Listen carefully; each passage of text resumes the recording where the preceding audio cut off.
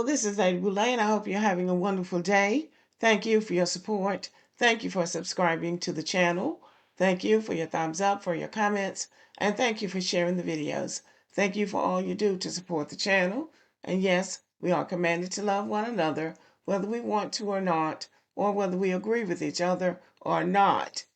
I'm going to admit that at first I didn't see the fascination that some black men have with Donald Trump because I see him as being the opposite of a black man, especially what I would consider a black man, an upstanding black man that stands for something.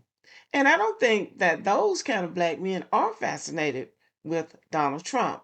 But there is a type of black American man that is fascinated with Donald Trump. I believe, and I could be wrong, that they see him getting away with things that they would never be able to get away with. And I think that they're impressed with that. I think that fascinates them, that he lives outside of the norm, outside of the tradition of what you would expect a wealthy white man who stands for something in America to be. Donald Trump is really the opposite of that. He is a degenerate. He does things that any black man, he does things that most men, regardless to their race, would not be able to get away with, and he gets away with those things. And I believe that there is a community of men, and maybe of all races, but definitely of the black race, who really like that. These men like to see him doing these things to women, talking about other groups of people, and just cavalier. He doesn't care, and he gets away with it. And they know they couldn't get away with it, so they admire that in him. Now, this is how I'm calling it because I saw this on Twitter X, and I thought, okay, now I get it. This is why these men are fascinated with Donald Trump. Matter of fact, they love Donald Trump, I believe.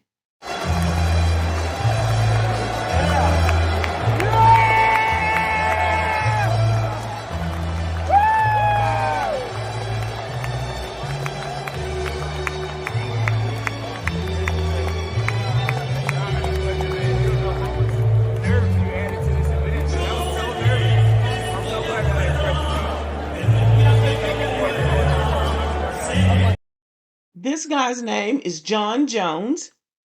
I believe that he is of our lineage. His daddy is a Kogic pastor, Church of God in Christ, and he has had some legal issues of his own. But he is the WTF champion. He just won that championship, and he's here presenting his belt to Donald Trump and almost on the ground, kissing the ground that Donald Trump walks on. And Donald Trump seems to really be enjoying it. But the key here is that Donald Trump was there. Donald Trump was there to see him win. That would be unusual for the average white man. And the thing about Donald Trump is these are the kind of black men that he would be hanging out with. Even Al Sharpton and Don King, the boxing promoter, and other kind of black men who are on the edge, the outlier types who find themselves on the inside, like Al Sharpton. Now Donald Trump is the worst person on the face of the earth. But there was a time when Donald Trump and Al Sharpton were shaking hands and laughing and skinning him together. So Donald Trump attracts a certain type of black man. And I think that these black men, and I might be going out on a limb on this, but they don't care if the roof is on fire. They don't care if he burns the house down. And I'm talking about the United States of America now, because they probably have some deep seated anger towards America that they don't show. So they like to see somebody thumbing their nose at the government and at the system and not caring about what people think about him. So it's interesting to watch because there is a certain type of black man who's not going to go anywhere near Donald Trump. But then the ones who are on the fringes, who are doing things that are kind of, unsavory, who are doing things that might be a little bit on the illegal side, they'll find themselves in the company of Donald Trump. And he'll be carrying on with them just like they're one of his friends. But then behind their back, he'll say, well, I don't want a black guy counting my money. I don't want a black guy flying my plane. Or I don't trust those black guys. But he says that to his white friends. But in the company of them, he seems about as happy with them as he does anybody else.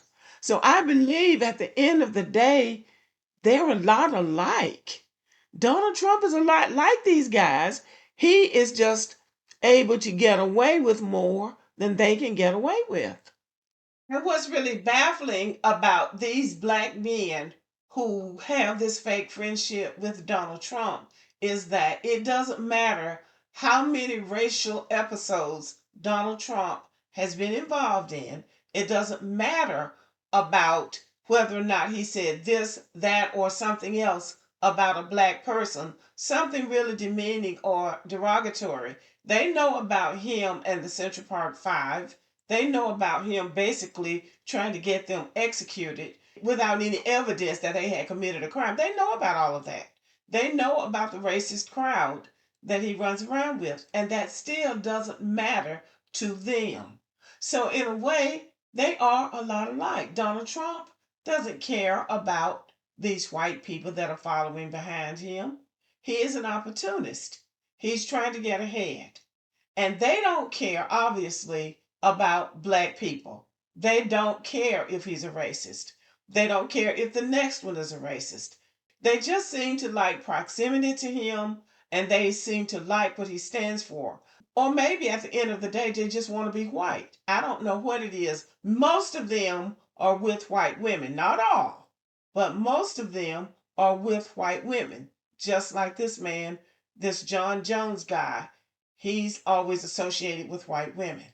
So there is a lure there. And I mean, it could be something as simple as they don't care, or could be as simple as they want to be white men like Donald Trump, who can get away with the things that he can get away with.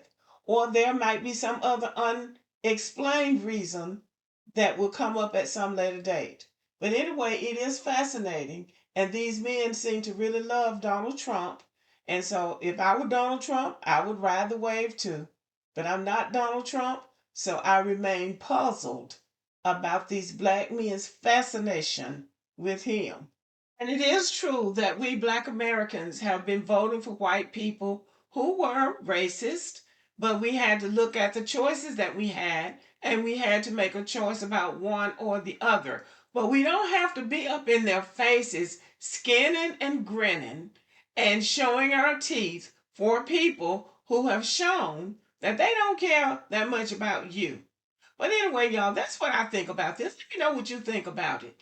Thank you for listening. Give me a thumbs up. Don't forget to leave a comment and have a great day.